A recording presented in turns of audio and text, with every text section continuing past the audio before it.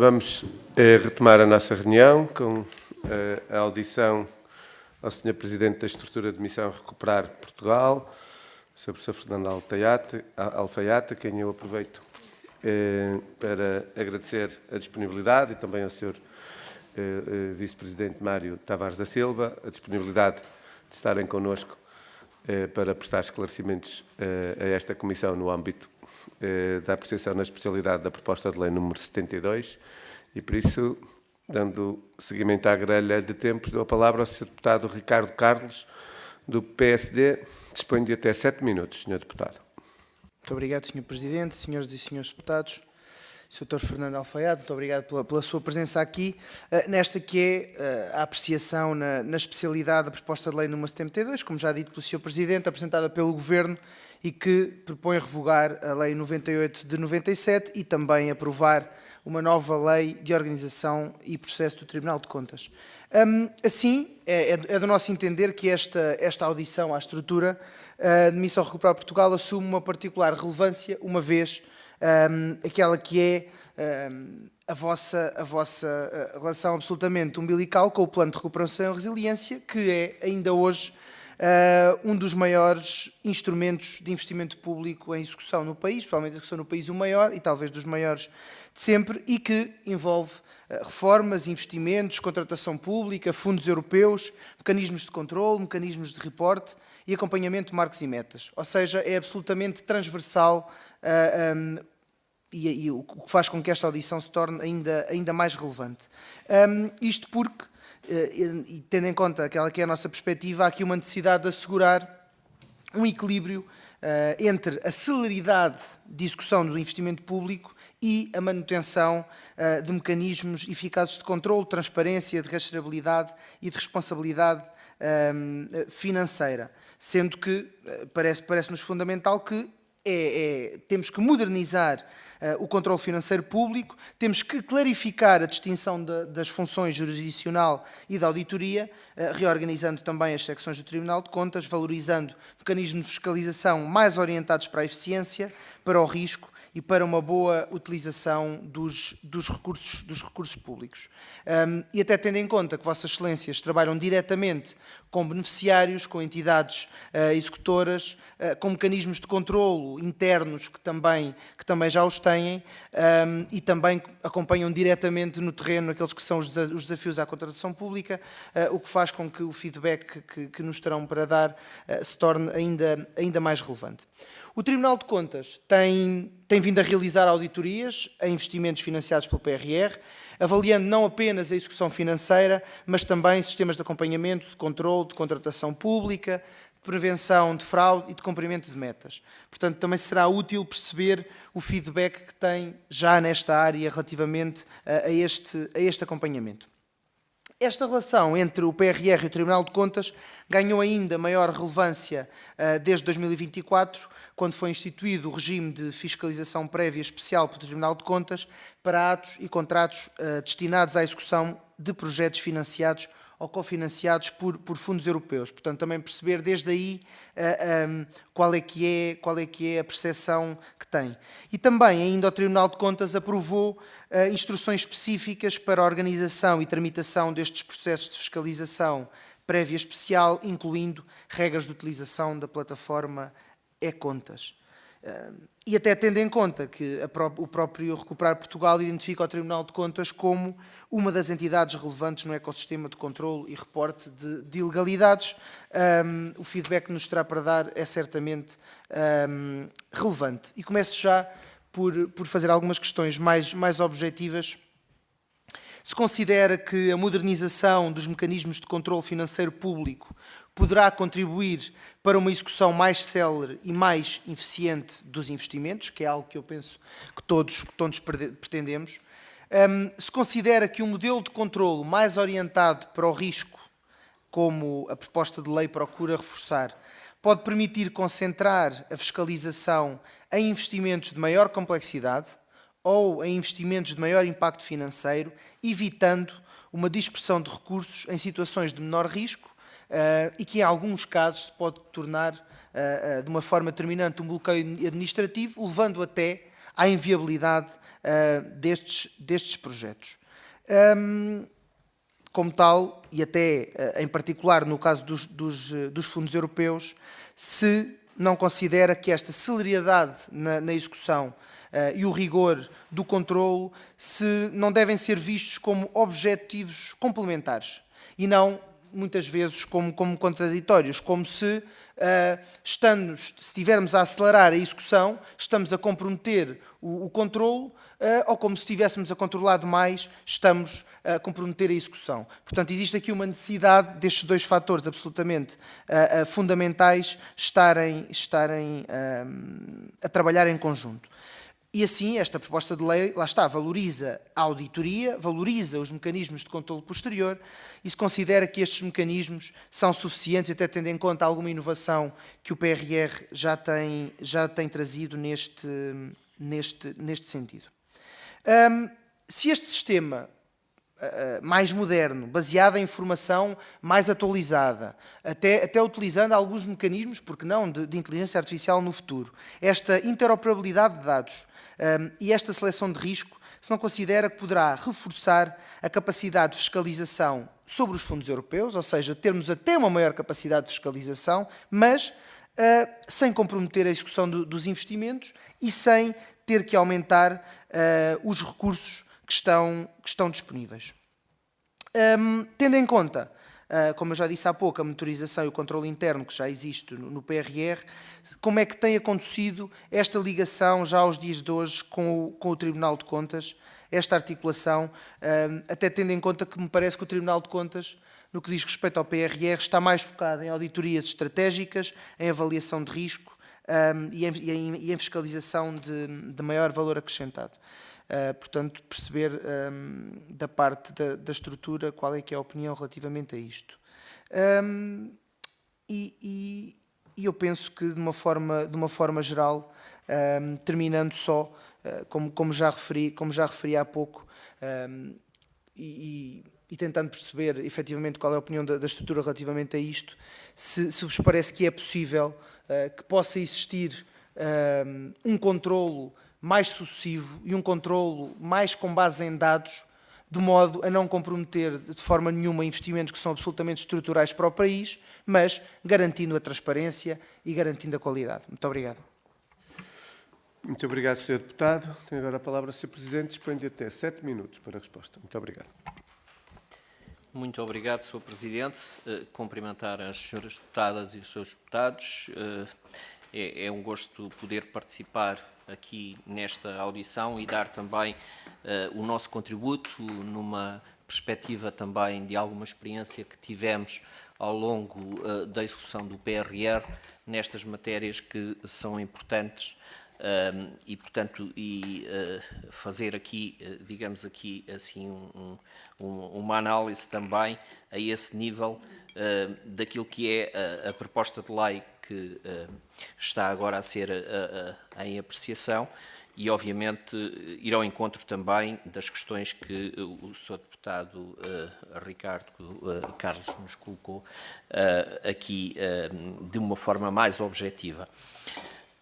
Primeiro de tudo, salientar que olhamos para esta proposta de organização e processos do Tribunal de Contas, esta proposta de lei, com aspectos positivos relacionados com clarificação da funcional, nomeadamente evitando aqui sobreposições em termos de auditoria, fiscalização prévia, julgamento de responsabilidades e, portanto, isto vai num sentido de modernização do processo de controle, que também provém de orientações internacionais e europeias sobre esta matéria e algumas observações que podem também ser feitas em outros países a nível deste modelo de processos relacionados com fiscalização de responsabilidades financeiras.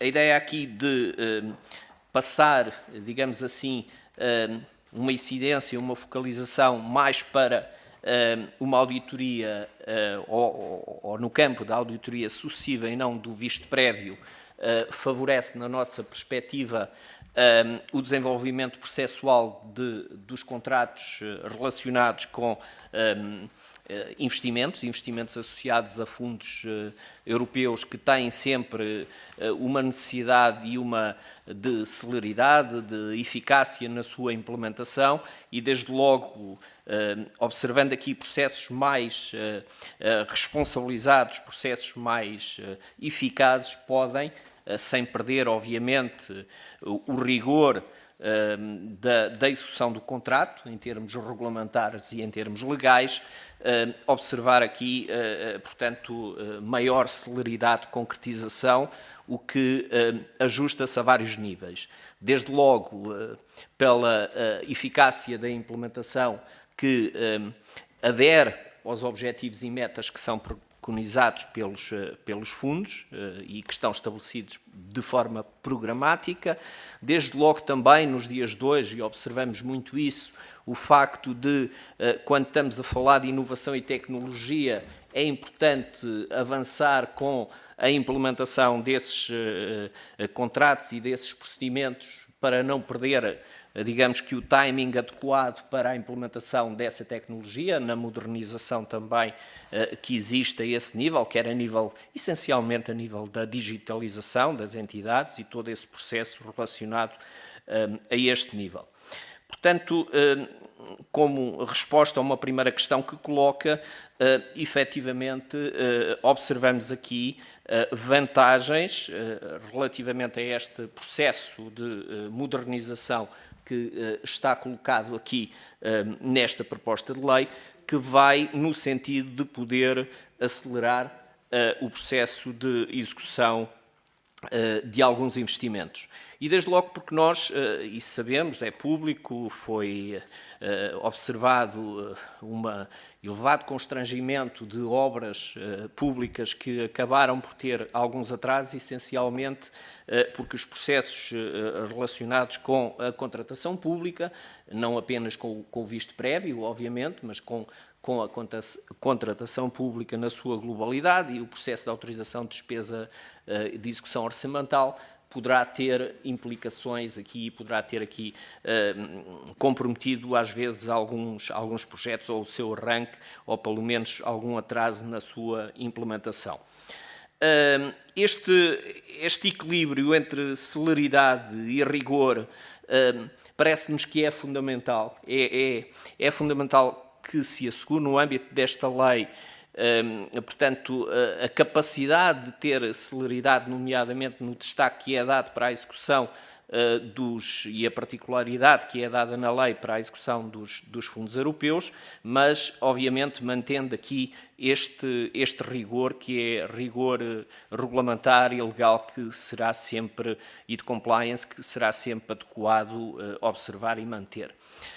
Há aqui, inclusivamente, uma proposta relacionada com a questão da certificação do controle interno das entidades, que é uma coisa que nos diz muito a nós na área dos fundos e concretamente no PRR, porque quando colocamos, ou quando tivemos exatamente esta metodologia de certificação prévia do controle interno para podermos receber desembolsos da Comissão Europeia. E essa certificação foi feita por uma comissão de auditoria e concretamente também pela IGF e, portanto, vai um bocado dentro daquilo que também se pretende aqui colocar como modelo e, desde logo, também observar que neste domínio tivemos, obviamente, um trabalho e uma capacidade também de envolver todas as entidades que, enquanto organismos intermédios, tiveram também que capacitar o seu sistema de controle interno para pertencer a este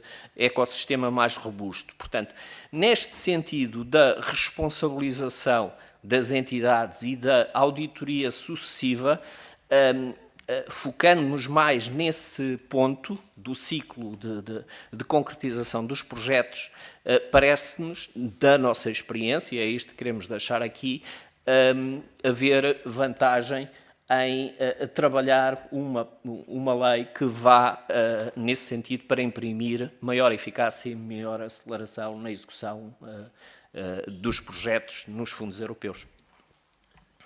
Muito obrigado, Sr. Presidente. Tem a palavra agora o Sr. Deputado João Ribeiro. Dispõe de até 6 minutos do Chega.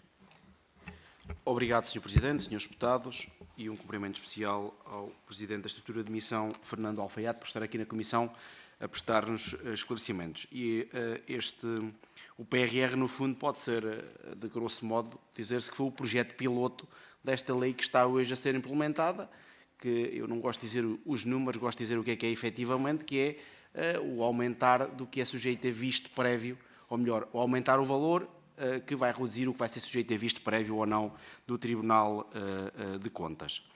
E a primeira questão que eu deixava já, o Presidente do Tribunal de Contas, quando o PRR era sujeito a visto prévio, detectou cerca de 60% dos projetos que tinham irregularidades, enquanto nos outros projetos cerca de só 40% é que têm irregularidades. E o Sr. Presidente da Estrutura de Missão disse que havia um preço a pagar por esta simplificação. A minha pergunta é muito concreta, é o que é que foi feito previamente, não a posteriori, mas previamente, para substituir este importante instrumento de prevenção de situações de irregularidade, que era o visto prévio do Tribunal de Contas, se foi tomada ou não alguma medida.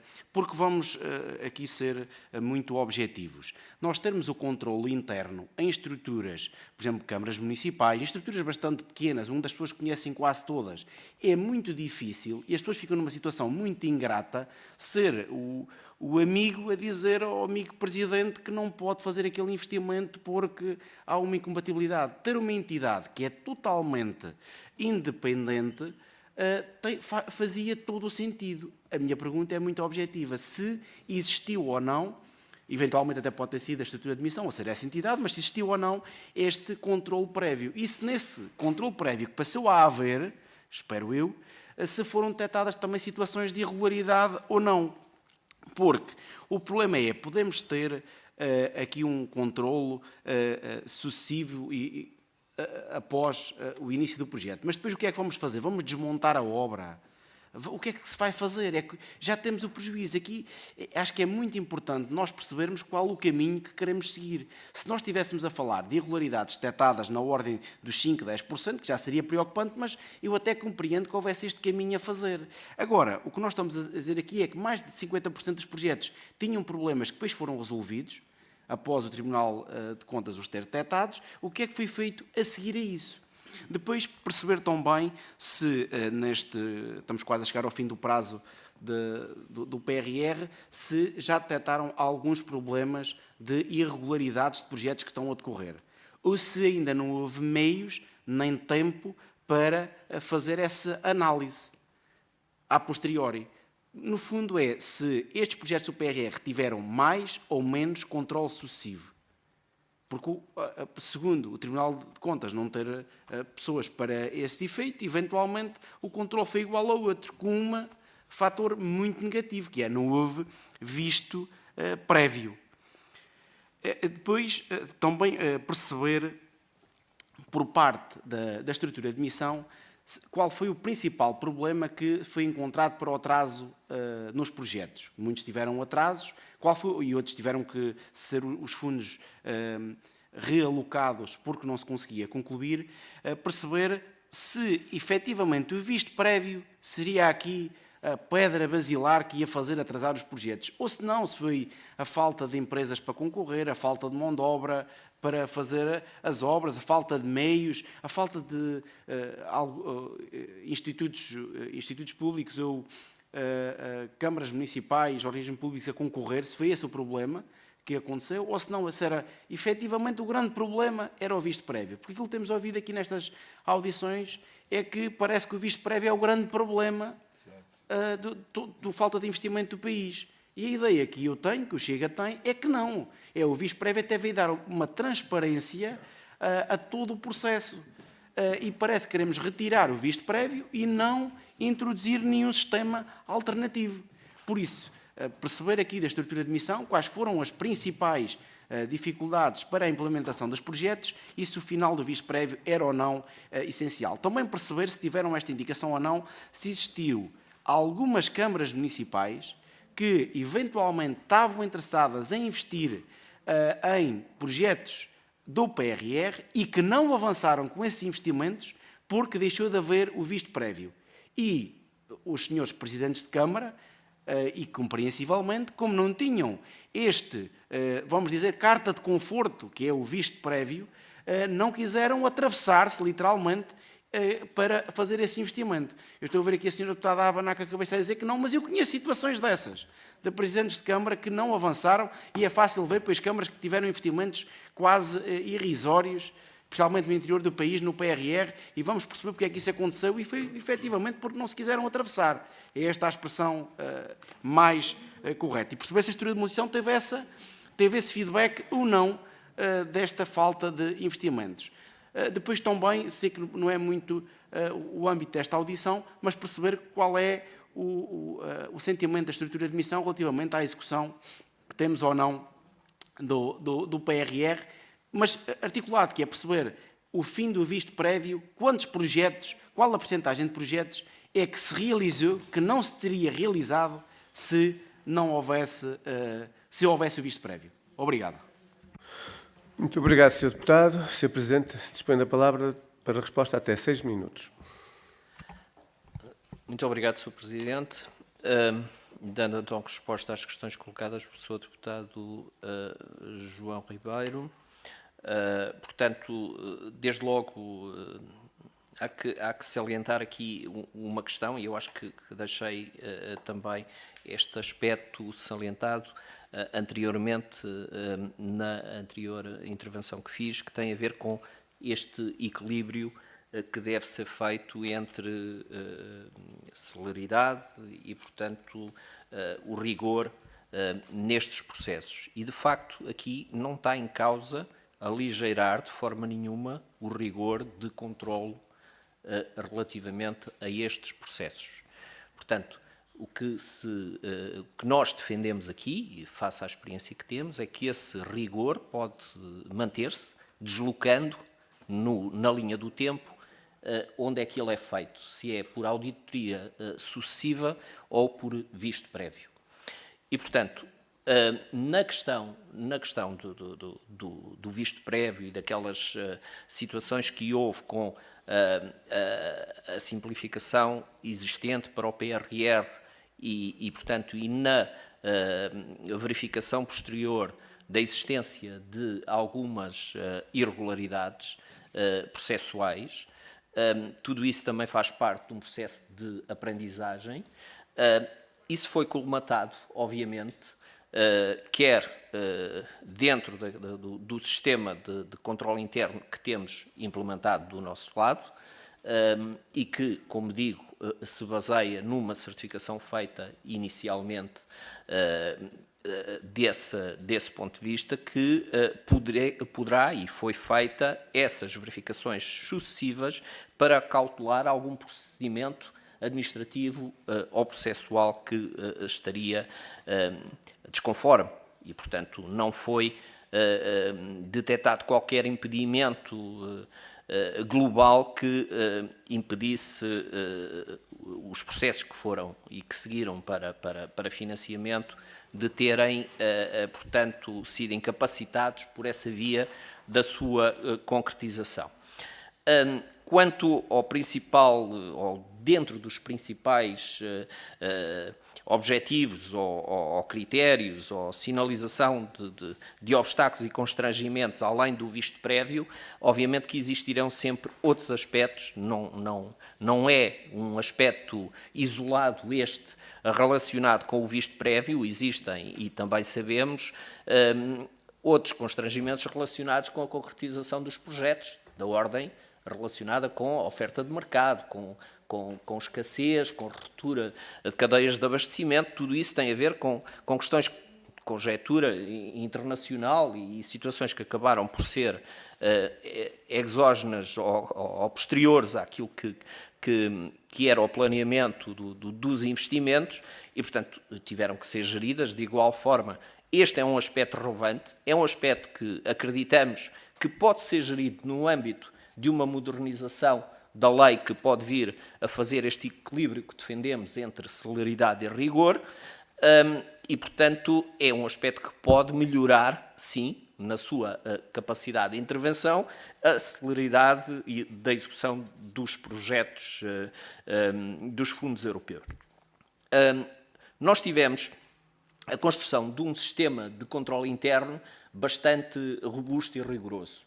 Aqui o vice-presidente, também especialista nesta área, teve exatamente desde o primeiro dia essa responsabilidade e essa atuação que vai no sentido da prevenção, mas também da auditoria sucessiva dos processos. E, portanto, a este nível, pedia também aqui ao Dr. Mário que fizesse alguma consideração relativamente a estes aspectos, Sr. Presidente. Por favor. Só para complementar, enfim, o Presidente já disse tudo o que tinha que era relevante.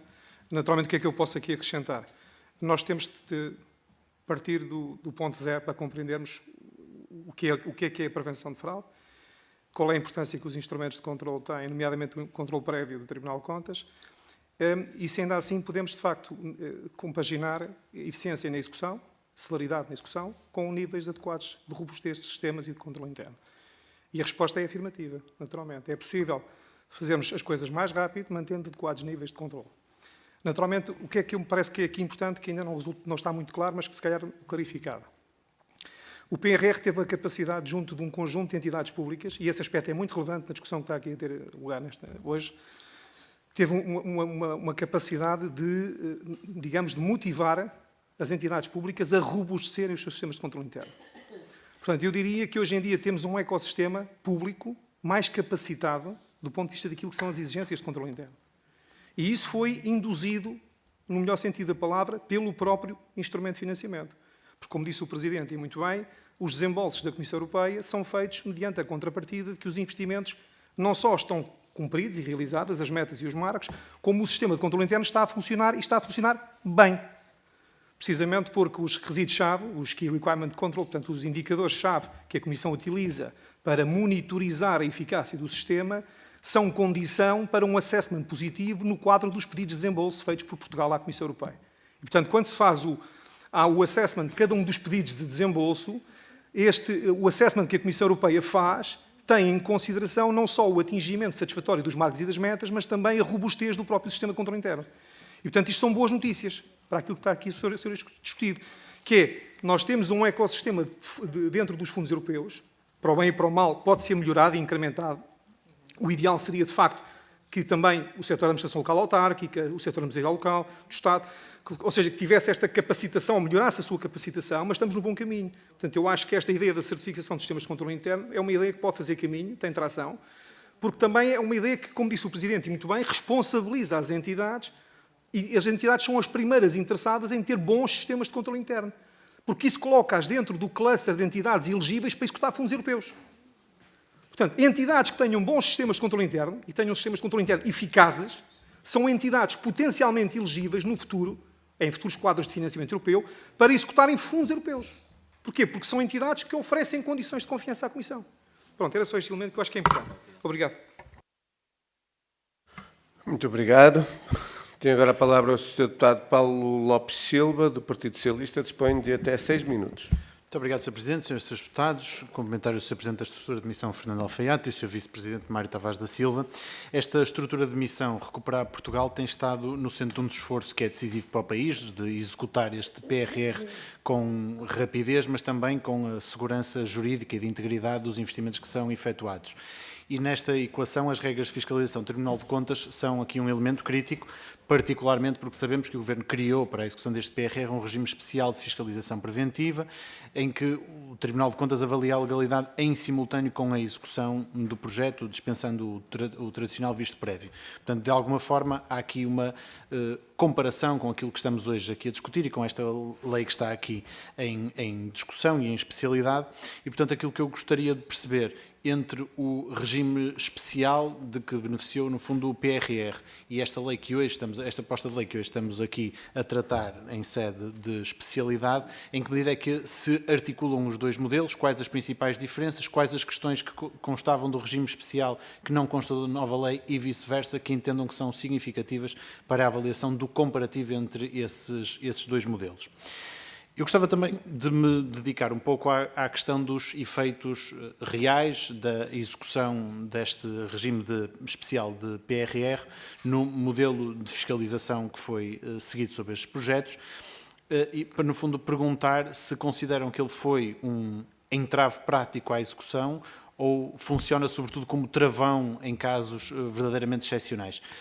Perguntar-lhe ainda se sentiram necessidade deste visto prévio para garantir a conformidade dos processos na avaliação dos investimentos em curso, se é possível já tirar conclusões relativamente definitivas nesta frente e se da experiência que tiveram com os processos que avançaram neste modelo, quais os riscos e as oportunidades que encontraram. E aproveitava para somar uma pergunta colocada pelo deputado João Ribeiro, para complementar perguntando quantos projetos foram concluídos ou vão ser concluídos que eventualmente pudessem não ter sido concluídos sem este regime excepcional, pelos eventuais atrasos adicionais que pudessem ser introduzidos no processo. Esta proposta de lei traz ainda uma norma específica para os contratos financiados por fundos europeus, para atos ou contratos acima dos 10 milhões, no fundo, de dispensa de visto prévio. E neste contexto que já conhecem do regime especial, perguntar-vos se consideram que este desenho é suficiente para garantir a plena conformidade com as regras de gestão e controlos dos fundos da União Europeia, do ponto de vista financeiro e do ponto de vista do combate também antifraude. E perguntar de forma muito concreta nesse ajuste à realidade europeia se vem aqui algum sinal de preocupação por parte da Comissão Europeia ou das auditorias comunitárias feitas às execuções dos fundos. Queria ainda perguntar-vos quais são hoje, do ponto de vista da execução do PRR, havendo este regime excepcional, objetivamente os principais constrangimentos à execução do PRR, na contratação pública, nos parceiros setoriais, na capacidade dos promotores ou outros, e em que medida é que esta reforma do Tribunal de Contas, partindo deste regime excepcional que conhecem, contribui para aliviar os constrangimentos ou, pelo contrário, gerar aqui novos riscos de paragem mais à frente, quando chegamos à fase de auditorias ou de apuramento de responsabilidades.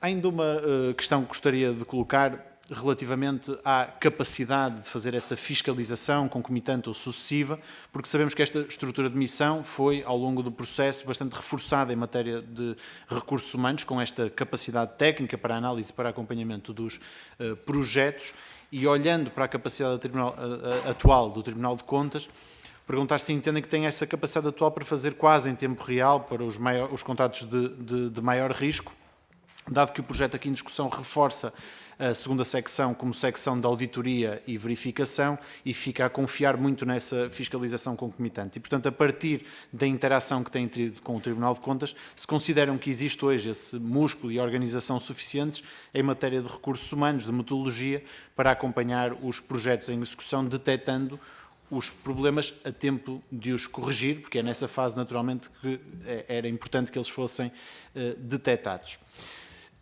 Duas últimas questões, uma relativa à coordenação institucional. O modelo de governação do PRR envolve a estrutura de missão, o IGF, o Tribunal de Contas, a Autoridade de Gestão Intermédia e a Comissão Nacional de Acompanhamento e, portanto, à luz dessa experiência, como a avaliação que fazem de articulação operacional entre os vários atores no acompanhamento dos projetos do PRR e onde é que entendem que esta nova lei pode ou não facilitar esse processo de articulação, particularmente nos investimentos que dizem respeito à execução de fundos comunitários. Por fim, a última questão é um contributo específico e propositivo que vos faço em sede de especialidade, que é o momento em que estamos, e, portanto, particularmente a partir desta experiência, quais as alterações à proposta de lei que recomendariam para compatibilizar melhor a necessidade de acelerar os investimentos e os projetos com exigências de integridade, transparência e prevenção de corrupção que a própria Comissão Europeia nos impõe, e se, por exemplo, consideram desejável manter algum tipo de fiscalização prévia ou de acompanhamento reforçado do Tribunal de Contas para certo tipo de projetos do PRR abaixo dos 10 milhões, seja em setores mais sensíveis ou em contratos de longa duração. Muito obrigado. Muito obrigado, Sr. Deputado. Sr. Presidente, disponho de até 6 minutos para responder. Obrigado, Sr. Presidente. Obrigado, Sr. Deputado Paulo Lopes Silva, pelas questões que aqui coloca e para a reflexão também do nosso lado e fazer algumas observações sobre elas. Portanto, em termos deste comparativo, de avaliação comparativa entre o regime especial que acabou por ser implementado no PRR portanto, no seu última parte da execução e fazendo aqui uma avaliação comparativa com esta proposta de lei, aquilo que me realça dizer sobre esta matéria é essencialmente este aspecto que já aqui também falámos, sobre a existência de uma certificação da entidade sobre o seu sistema de controle interno. Julgamos que isso é essencial e, portanto, introduz aqui essa capacidade de observação prévia de a entidade ter condições de recursos, de sistemas de controle que possibilitem a entidade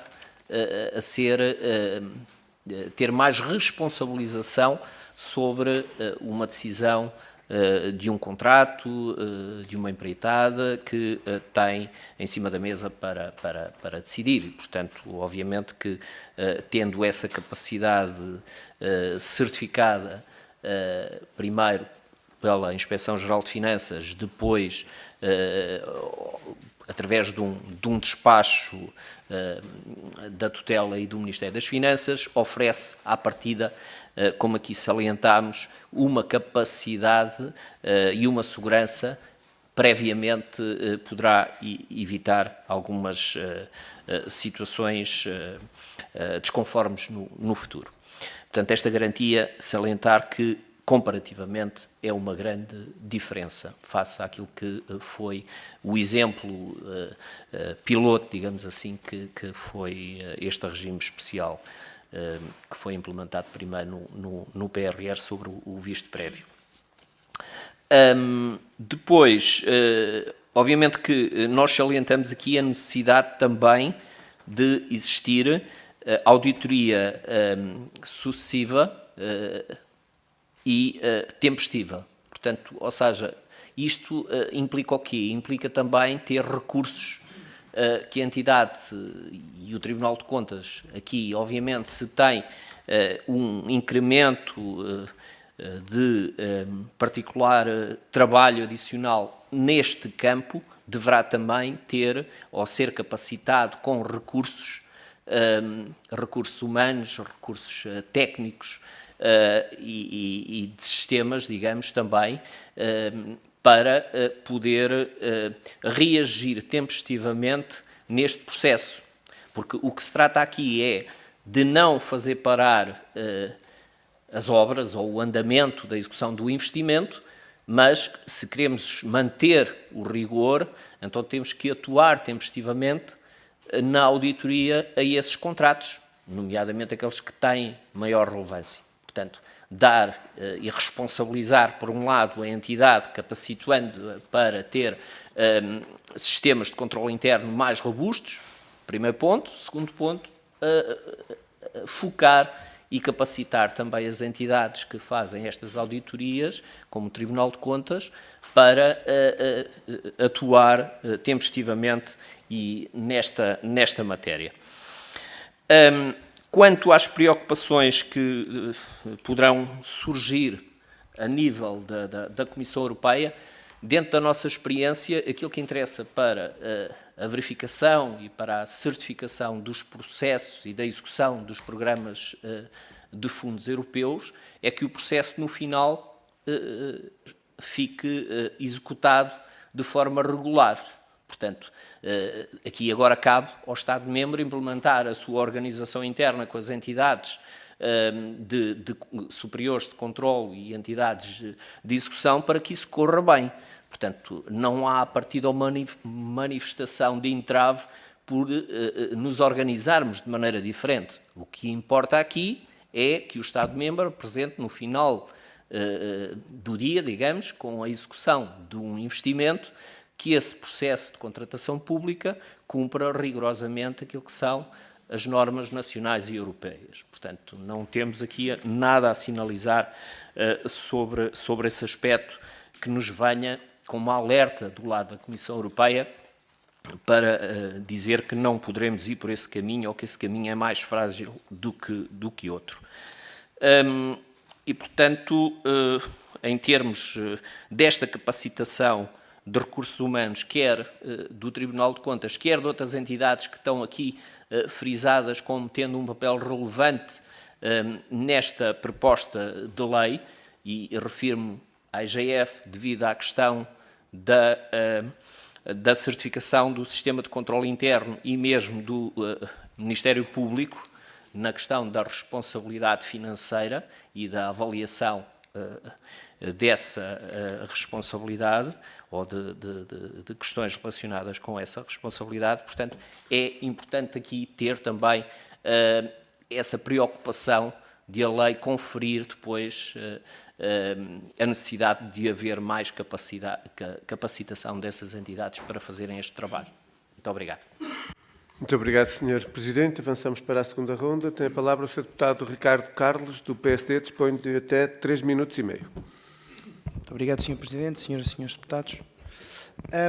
Hoje, efetivamente, a administração pública é chamada a executar com maior rapidez, com maior complexidade, com maior responsabilidade e ver-se obrigada a concretizar investimentos em tempo útil, responder às necessidades dos cidadãos, cumprir compromissos europeus, mas também garantir rigor, legalidade, transparência e boa gestão de recursos. E é precisamente neste equilíbrio que esta reforma proposta assume uma dimensão essencial. Não se trata de diminuir a importância do controle, trata-se de o tornar mais eficaz, mais proporcional e mais adequado à realidade concreta da gestão pública. Pois não estamos a falar apenas de simplificar por simplificar, mas falamos de simplificar com responsabilidade, falamos de controlar melhor, com mais informação, com mais capacidade de análise e falamos de concentrar os recursos de fiscalização onde existem maiores riscos, maiores valores, maior complexidade ou maior impacto financeiro. E assim, Sr. Presidente, eu tenho duas questões que sei que são difíceis, mas tenho a certeza que Vossas Excelências terão toda a capacidade para elas responder. A primeira é como é que considera que seria hoje a execução, e naturalmente não posso fazer essa questão do ponto de vista quantitativo, porque seria impossível, mas pelo menos do ponto de vista qualitativo, qual é que considera que seria a execução do PRR se este regime especial não tivesse sido implementado? Primeira questão. E qual é que considera que seria a execução do PRR, e aqui diria, tendo em conta os objetivos iniciais, e não as sucessivas reprogramações, se esta proposta de lei que hoje aqui discutimos na especialidade já tivesse sido aprovada e estivesse publicada e em vigor desde o início do PRR. Muito obrigado. Muito obrigado, Sr. Deputado. Tem a palavra o Sr. Deputado João Ribeiro, do Partido Chega. Dispõe de até 3 minutos. Obrigado, Sr. Presidente, Srs. Deputados. Agradecer novamente os esclarecimentos que já nos deram e eu retive aqui duas preocupações que gostava de ouvir o vosso esclarecimento. Eu relembro que todo o país não é Lisboa e Porto e litoral, ou seja, tem pequenos locais, que são muitos locais, mas pequenos locais que não têm capacidade interna, nem estrutura para ter um controle interno efetivo. Ou seja, a minha preocupação, e corrijam-me se eu interpretei mal as vossas palavras, é que quem não conseguir ter um bom controle interno, no futuro vai ficar excluído dos fundos comunitários. Ou seja, aquilo que eu mais temo, que é o interior, fica ainda mais esquecido, com este caminho que estamos a seguir, vai ficar efetivamente mesmo é um selo de esquecimento que o interior vai ter. Esta é a preocupação, se é esse o caminho, ou se vamos ter que criar aqui um organismo, não se vai chamar Tribunal de Contas, vai-se chamar outro nome qualquer, a Casa dos Parceiros ou uma coisa assim, que vai dar apoio a estes organismos que conseguem ter controle interno. E depois, eu reitero novamente a pergunta e esperava-me uma resposta concreta, que é, quantos projetos não se realizaram ou não se teriam realizado no PRR se houvesse visto prévio? E se a resposta for que não há que não sabem qual é o valor, que não existe isso, é uma resposta legítima. Mas também aqui ficamos a saber que o Governo põe outra vez, esta expressão muito utilizada nesta comissão, a carroça à frente dos bois, que é, antes de ter um feedback, se isto está a correr bem ou não, se realmente valeu ou para não tirar o visto prévio, toma as decisões e depois não passa no exame. Quer dizer, não sabemos se passa ou não, porque os exames não se conseguem corrigir. Obrigado. Muito obrigado. Sr. Deputado, tem a palavra o Sr. Deputado Paulo Lopes da Silva, do Partido Socialista, dispõe de até 3 minutos. Muito obrigado, Sr. Presidente. No fundo, esta intervenção final para agradecer em primeiro lugar os esclarecimentos que foram muito úteis e serão seguramente muito úteis nesta sede de especialidade também para ajustarmos no fundo a realidade do documento que é proposto ou do projeto de lei que nos é proposto também à visão de quem já esteve a experiência próxima daquilo que é o modelo que hoje é aqui proposto e para reforçar duas questões. Uma primeira delas, a última questão que coloquei na intervenção inicial, no fundo, relativamente a possíveis exceções a essa ausência de visto prévio para investimentos, projetos abaixo dos 10 milhões de euros. Se há áreas particularmente sensíveis, visão sobre alguma perspectiva de contratos de longa duração, por exemplo, ou de outra tipologia de investimento ou de projetos que entendam que deveriam merecer algum tipo de exceção para se manter em sede de visto prévio.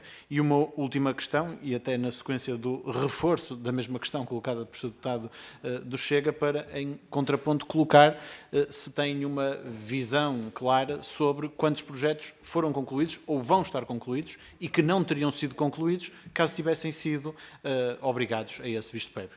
Mais uma vez, muito obrigado pelas respostas. Muito obrigado, Sr. Deputado. Sr. Presidente, dispõe de até 10 minutos para a resposta. Muito obrigado, Sr. Presidente, e mais uma vez agradecer também aos Srs. Deputados as questões que colocam. Começando por esta questão que eu acho que foi também uma questão colocada quer pelo Sr. Deputado João Ribeiro, quer pelo Sr. Deputado Paulo Lopes da Silva, e que tem a ver com o número de projetos que poderiam ficar de fora se não tivéssemos este regime especial que o PRR teve sobre a isenção de visto. Aquilo que eu posso dizer sobre esta matéria, e obviamente que nós estamos numa fase de apurar todas as execuções dos projetos nesta fase de que estamos a apresentar um último, ou a compilar, digamos assim, o último relatório de execução que será apresentado no último pedido de pagamento a submeter em setembro e, portanto, nós teremos que ter aqui evidências cuja data dessa evidência, do cumprimento desse projeto, terá que ser 31 de agosto e, portanto, aquilo que eu posso dizer sobre essa matéria à data de hoje é que há uma perspectiva grande de existirem um volume considerável de projetos que terminarão exatamente nesse último dia, do ponto de vista de execução, de automedição da obra. Ou seja, tendo em conta que o visto prévio aqui tem um prazo, e tinham um prazo subjacente neste processo relacionado com o projeto, portanto, não vos consigo dizer em concreto quantos projetos. Aquilo que eu vos consigo dizer é que seriam muitos projetos que terminariam certamente em setembro e em outubro, o que implicaria não ter aqui capacidade de cumprimento de muitas metas em áreas relevantes como unidades de saúde, habitação, escolas e, portanto, essencialmente nestas três áreas. Portanto, e é fundamental estarmos aqui a pensar sempre que o visto prévio pode levar, embora sendo 30 dias úteis, pode levar sempre, entre respostas, entre questões, esclarecimentos, estaremos a falar sempre, por vezes, de um trimestre, 3 meses, em termos de calendário. E, portanto, e aqui era fundamental, e revela-se que é fundamental, porque vemos que aos dias de hoje, inicialmente o PRR tinha como antecipação de entrega das obras 30/6, que era aquilo que estava escrito, digamos assim, em planeamento, mas sabemos que o regulamento europeu nos permitiria ir até 31 de agosto e esta data está a ser utilizada em grande frequência nestes setores. Portanto, a conclusão que podemos tirar à data de hoje, e embora não tenha aqui esse apuramento feito, mas é substancial e comprometeria certamente metas nestas três áreas que acabei de referir.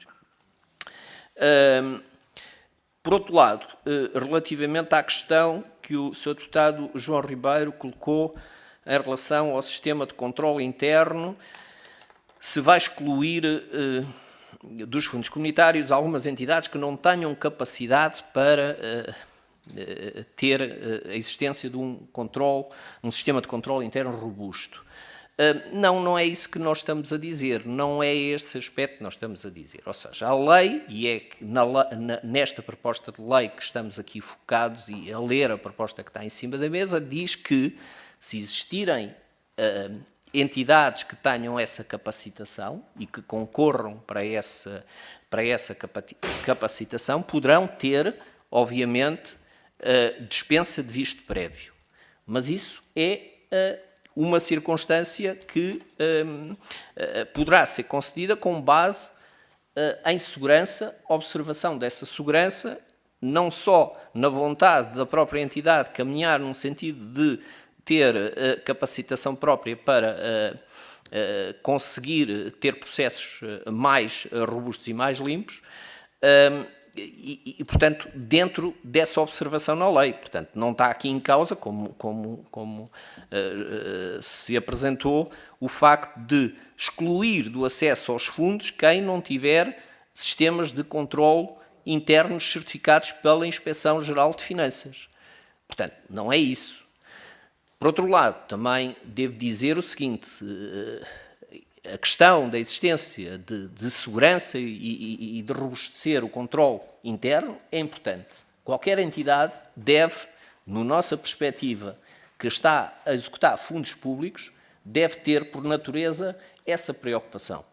Embora pode não ansiar, digamos assim, ter a certificação da Inspeção-Geral de Finanças, porque isso exige recursos. Exige uma série de outras coisas que poderá não chegar aí. Mas uma coisa é ter uma entidade pequena que, embora não tendo, por natureza, dimensão para chegar a esse ponto, poderá caminhar no mesmo sentido.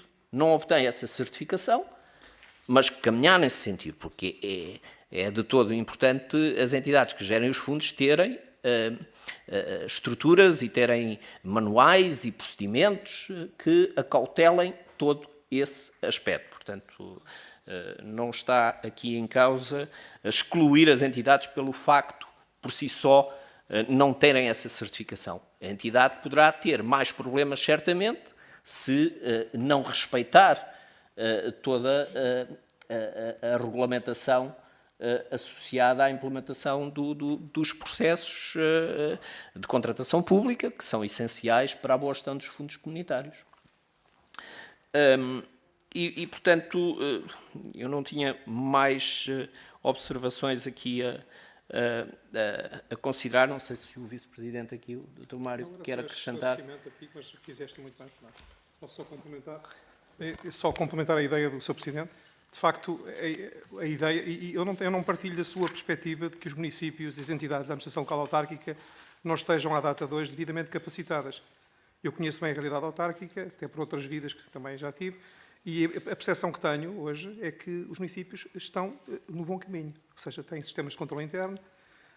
O RGPC, como sabe, o Regime Geral de Prevenção de Corrupção, vai exigir um programa de cumprimento normativo, que é obrigatório nos termos da lei, para entidades com 50 ou mais trabalhadores, e tudo isso foi uma alavanca pela positiva, ou seja, hoje em dia temos uma administração local autárquica mais capacitada para gerir fundos. E, portanto, o que o Sr. Presidente disse aqui, e muito bem, é que o incentivo para sistemas de controle interno robustos é para criar uma via de mais simplificação naquilo que é a agilização da execução dos investimentos. Isto faz todo o sentido. Entidades que estejam mais capacitadas executam mais rapidamente, oferecendo os mesmos níveis de garantia. É isto que estamos a dizer. Isto faz todo o sentido. Entidades que não se preparem, não estejam devidamente capacitadas, oferecem menos confiança e, portanto, têm, de facto, que melhorar os seus sistemas. Portanto, o racional é este. Quanto melhor for, de facto, o sistema, naturalmente, mais rápido é a execução do investimento. Repare, se o sistema não estiver a responder numa determinada dimensão de risco, contratação pública, por exemplo, vai haver problemas, como é evidente.